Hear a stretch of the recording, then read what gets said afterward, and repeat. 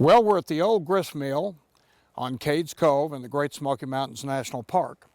And I love to come here because one of the things that I want to talk to you about, this is a great place to make certain kinds of photographs, and that's photographs that have texture and pattern and form and line. Now, we've talked about some of these things before, but we're going to make several photographs here to illustrate some of those points about landscape photography.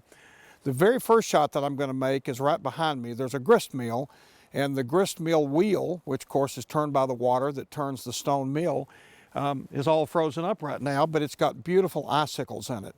And I'm going to slip over to the side here, and we're going to make a composition of that wheel, talk a little bit about how to do that. While we're here, we're going to talk about exposure, and we're going to talk about white balance and some of the other things that you want to consider. Now, it's a cloudy day today, so we set the white balance for cloudy. If it had been a bright sunny day where there's hard edge shadows on the ground, then we would have set it for the little sun, which of course is sun. It's pretty simple to do white balance. You look and see what the main source of your light is and then set for that. You could also set it at Kelvin temperature if you want to do little increments of warmer or cooler. Let's walk over and take a shot of this grist mill wheel and see what we can get. This is the grist mill wheel that we were talking about. That's kind of hard to say, grist mill wheel at 12 degrees. Anyway, you can see the beautiful icicles in it. Now, it's beautiful all in itself, but what's really gorgeous to me about this is the patterns. You've got the hub in the center, and then you've got the spokes that go out to the wheel, and then you've got the icicles hanging off of it. So I've used the zoom lens to zoom in and get kind of a pattern. Now we're going to show you this image after we shoot it, but give you an idea. For exposure, that whole scene is kind of medium tone. So the exposure meter in the camera will pretty much nail the exposure. In fact, these modern cameras, this D700 with the matrix metering, I put it on aperture priority automatic, and then I stop down to get the amount of depth of field that I want, and it usually gives me dead-on exposure. Certainly close enough with a raw file that you can do a little bit of touch-up in your processing. Let's go ahead and make a shot. Because we're good and steady here, and I'm using actually I'm getting an 80th of a second at f8 at ISO 400. I can squeeze it off without a cable release, without shaking anything. And I'm getting a real nice rich exposure. And because this is such a large file in the D700, if I need to do any cropping, I can crop in even tighter. If I had my long lens with me, which is back in the car, and I'm freezing, so I'm not going to go get it, but I would even go in and do closer stuff. But because these files in the modern cameras are so rich with information, that's one of the real beauties of shooting a 12 or 16 megapixel camera. You can go in and pull images out of your image without any problem at all. So this is a pattern. We're going to work another couple of patterns and kind of continue to talk about that part of the landscape. Out in the grist mill area where we are now, there's a lot of wood, a lot of wooden buildings, a lot of wooden fences, and this is a fence that I really love to photograph because it's so weathered. It's been here for quite a long time, and they of course put new boards in occasionally, but a lot of these have got a whole lot of moss that's growing in the wood. We have a lot of really different textures, and so I come here pretty often to photograph this fence when I'm in the area, and I try to just pick a section that has 4 or 5 of the fence rails that look interesting and the boards that look interesting. I'm going to be shooting this shot at f8, and I've got the camera set, once again, still staying at 400 ISO. The large FX size sensor in these cameras allow for such low noise that there's really no problem at all with shooting at high ISO, and 400 is not high ISO today, but I'm going to just squeeze off a couple of shots. See, good detail there, nice background. Now, there's a lot of wood in this area. There's wood fences. There's a lot of these, the barn, and of course back over at the grist mill, there's a lot of wood. I'm going to just walk around and shoot a couple of different shots of the texture of wood and the colors of the wood And we're going to take a look at when we get to the workflow section of this class, I'm going to show you how I work on those images to make them even warmer and richer than what you're seeing now. So let's walk over and take a look at some of the wood in the storage shed, which is just across from where we're standing. We're going to make a shot there as well. This is one of my favorite pieces of wood in this whole area.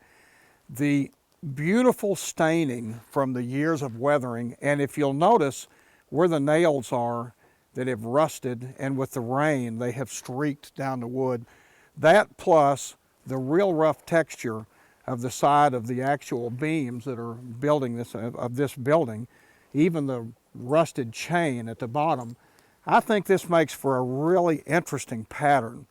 And what I'm doing is I'm using the 24 to 70 at 70 millimeters to get in good and tight, and I'm shooting pretty parallel to keep this as sharp as I can. And I'm just going to fire off a couple of shots of the door, showing the texture. We're still at aperture priority. We're still shooting at f8. I'm going to widen it back just a little bit and recompose to get a slightly larger area.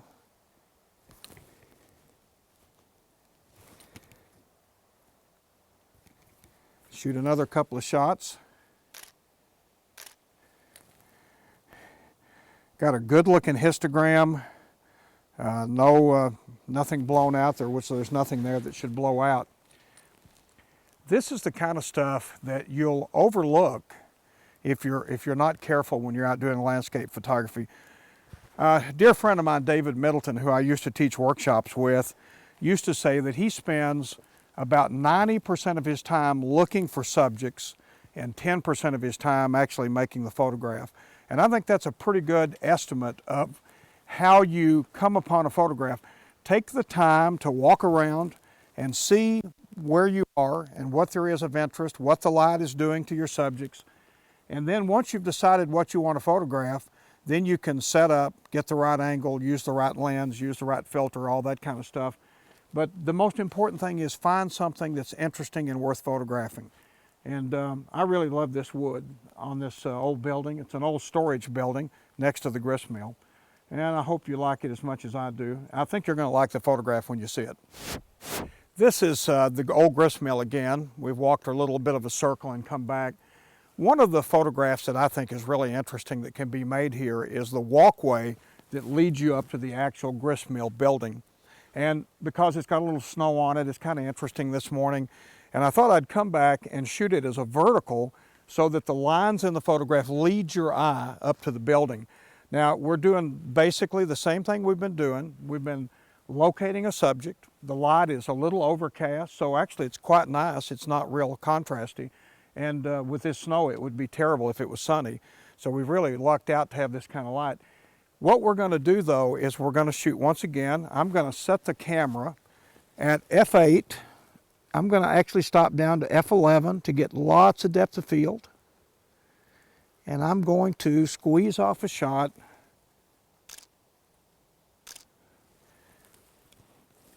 And our histogram says that we're in pretty good shape.